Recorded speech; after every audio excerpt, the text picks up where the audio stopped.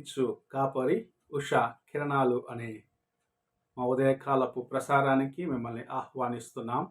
ప్రార్థన. మా స్తుతులకు ఆధారభూతుడు అయిన పరమ తండ్రి, ఈ ఉదయకాల సమయానికై స్తోత్రములు చెల్లించుకుంటున్నాం. ప్రతిదినము నీ కృపచేత ఇలాగునైనా మమ్మల్ని పోగు చేసి నీ వాక్యము చేత బలపరుస్తున్న విధానాన్ని బట్టి వందనాలు. ఈ కార్యక్రమం నాయన వీక్షిస్తున్న ప్రతి ఒక్కరికి నీ కృపను అనుగ్రహించి ఆశీర్వదించుమని, వినగలిగిన చెవిని, గ్రహించుకునే హృదయాన్ని మాకు అనుగ్రహించి ఆశీర్వదించుమని యేసు పరిశుద్ధ నామమున అడిగి వేడుకుంటున్నాను పరమ తండ్రి, ఆమేన్. ఈ ఉదయకాలపు వాక్య భాగము లూకాసు వార్త 6వ అధ్యాయము 41 మరియు 42 వచనములను చదువుకుందాం. నీవు నీ కంటిలో ఉన్న దూలము ఎంచక నీ సహోదరుని కంటిలో ఉన్న నలుసును చూడనేలా? నీ కంటిలో ఉన్న దూలమును చూడక నీ సహోదరునితో, సహోదరుడా, నీ కంటిలో ఉన్న నలుసును తీసివేయి నిమ్ము అని నీవేలాగు చెప్పగలవు? వేషధారి, మొదట నీ కంటిలో ఉన్న దూలమును తీసివేయము, అప్పుడు నీ సహోదరుని కంటిలో ఉన్న నలుసును తీసివేయుటకు నీకు తేటగా కనబడును.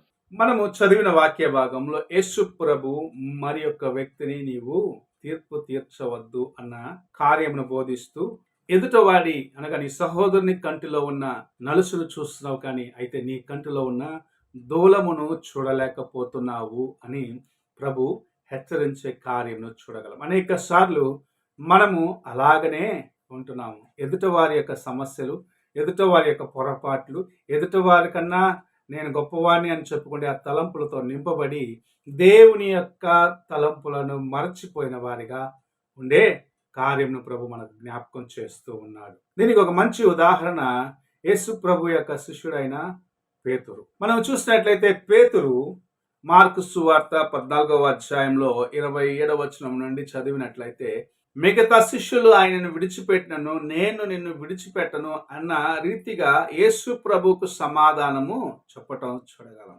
ఇతరుల శిష్యుల కన్నా నేను మంచివాడను అన్న రీతిగా ఆయన మాట్లాడినాడు. కానీ ప్రభు ఆయనను పిలిచి ఆయన హెచ్చరించినాడు, నీవు కోడి కోయక ముందు 3 సార్లు నన్ను ఎరుగను అని బొంకుతావని. అదే జరిగినది. తాను ఇతర శిష్యుల కన్నా నేను దేవునికి నమ్మకమైన వాడని అని చూపించుకోవాలని ఆశించినాడు. కానీ శోధన వచ్చినప్పుడు తాను పడిపోయినాడన్నది తర్వాతనే గ్రహించుకున్నాడు.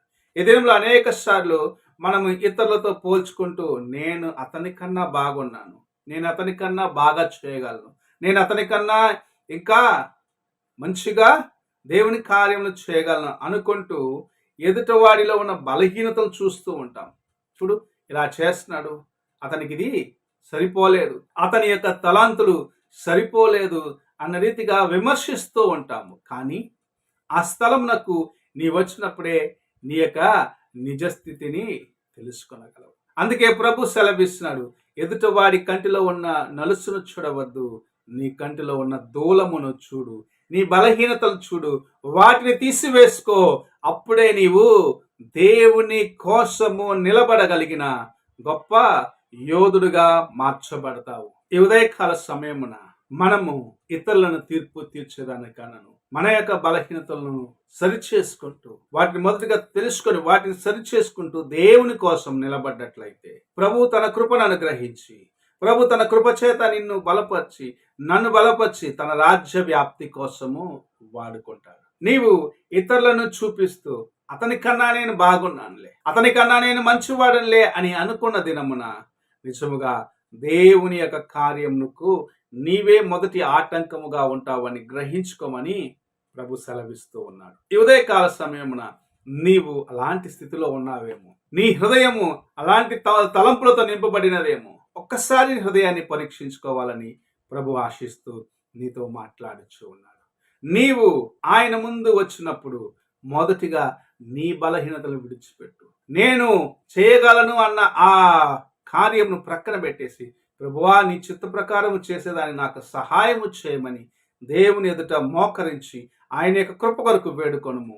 అప్పుడు గొప్ప కార్యములను ప్రభు నీ జీవితము ద్వారాగా చేసి అనేకులకు నిన్ను ఆశీర్వాదకరముగా చేయాలని ఆశిస్తూ ఉన్నాడు. పేతురులాగా ఇతర శిష్యుల కన్నా నేను నిన్ను హత్తుకొని ఉంటాను అని చెప్పి శోధన వచ్చినప్పుడు ముమ్మార్లు బొంకే స్థితికి నీవు నేను వెళ్ళకుండగా దేవుని యొక్క కృపను వేడుకుంటూ ప్రతి దినము ఆయన వైపు చూస్తూ నడిచేదానికి ప్రభు మనకు సహాయము చేయునుగాక.